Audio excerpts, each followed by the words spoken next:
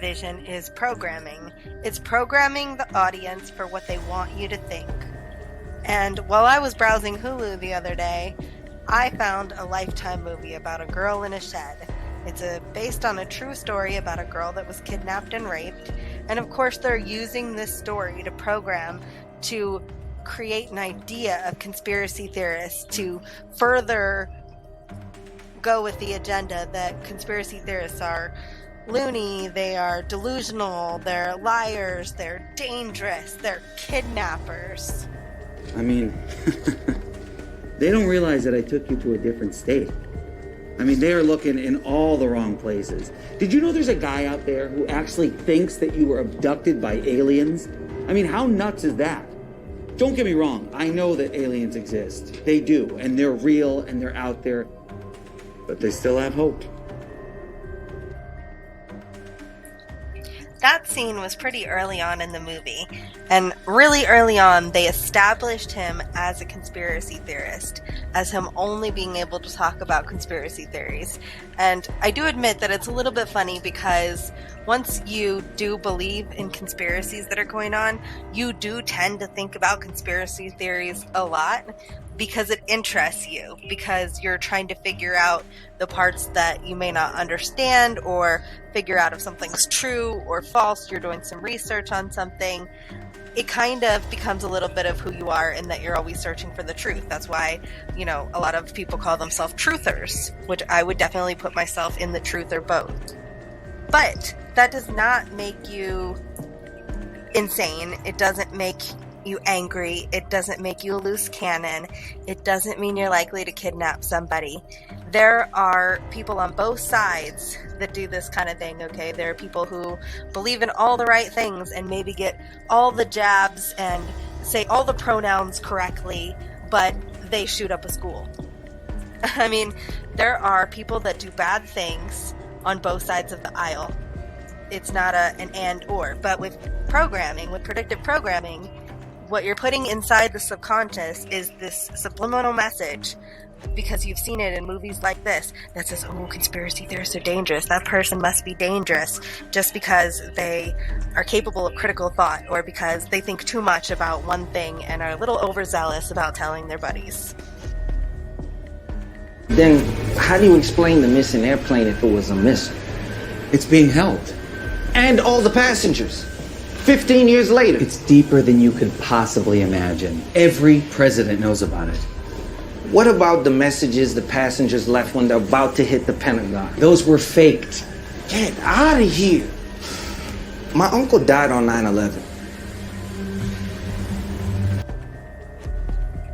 Well, he does make a newbie conspiracy move there and assumes that people didn't actually die. Usually in false flag events, people do still actually die, at least a couple. There are innocent bystanders that get sacrificed for these rituals. And, I mean, no matter how he would have phrased that, though, it would have pissed the guy off, because it's part of the programming that you're supposed to be sensitive about these issues. You're not supposed to be able to engage in any thought that could possibly change the narrative. Okay, but, for a normal person who believes everything they're told, seeing that, they're thinking, oh my god, he's so insensitive, and it's basically programming, again, to make the average person think, wow, conspiracy theorists are insane, they're crazy.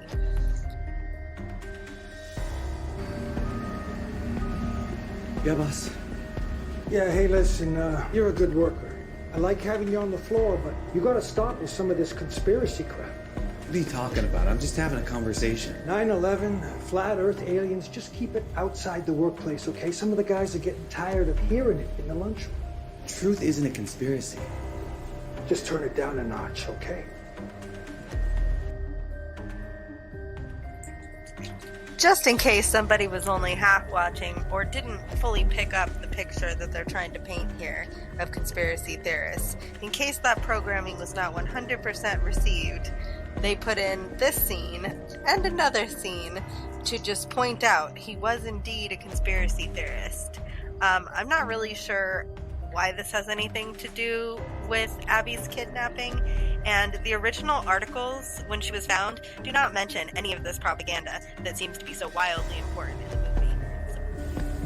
It's physics, Abby. It's all physics. Metal can't burn at that temperature from jet fuel. And the pancake effect only works if equal detonations are on all sides of the tower. And no one has yet to explain Tower 7. I mean, the videos do not lie. Anyway, this room is...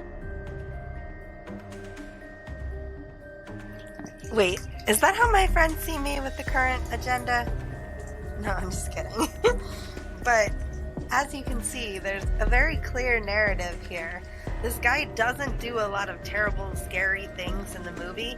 In fact, while they do say that he raped her, they don't show such things like that in the movie. They don't show a lot of abuse. Like, it's not one of the most brutal movies I've ever seen. Even for a Lifetime movie, it's kind of tame.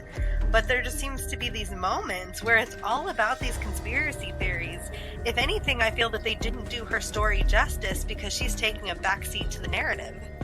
Hey, boss. Hey, look, I'm sorry to do this, but, company's cutting back, and I'm afraid we have to let you go. I'm getting fired?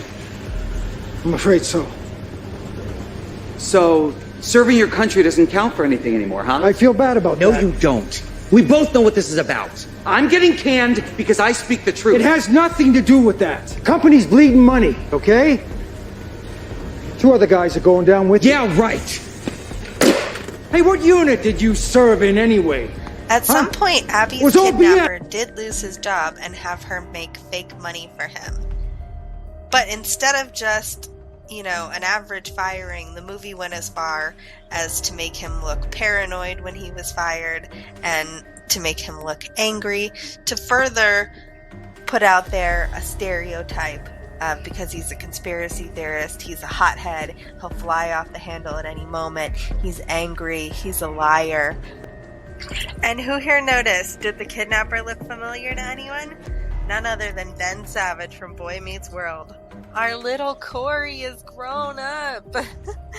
But he definitely did not feel like a villain to me the whole movie, and probably because I just felt like Corey had made a mistake somewhere, and obviously we just needed to get him back on track. You've been taught to believe scientific evidence only supports the round Earth hypothesis. Ships disappearing beyond the horizon, satellites circling the Earth. People believe that because they're lazy. You've never studied the azimuthal equidistant projection. It's all mathematical. 50 kilometers from 0 latitude longitude at 28 degrees minus pi equals distance. I mean, there's clearly enough scenes in this movie. I've shown you all the ones specifically related to the kidnapper being a conspiracy theorist. There's enough scenes where you can tell this is definitely the picture that they are trying to paint of conspiracy theorists, okay? They're dangerous, they're kidnappers, and they're annoying. We may be annoying, but most of us are not dangerous or kidnappers. I don't know for sure what Abby Hernandez's kidnapper was like, okay? I can't say for sure that he didn't talk about conspiracy theories. Maybe he did. But by showcasing it so much in this movie, they've literally taken away from this poor girl's trauma and instead used it to further an agenda of what they want a certain group of people to look, sound, and act like. And people that are susceptible to brainwashing and programming are going to take this in their heads and just keep that idea that what they mentioned in this movie was true.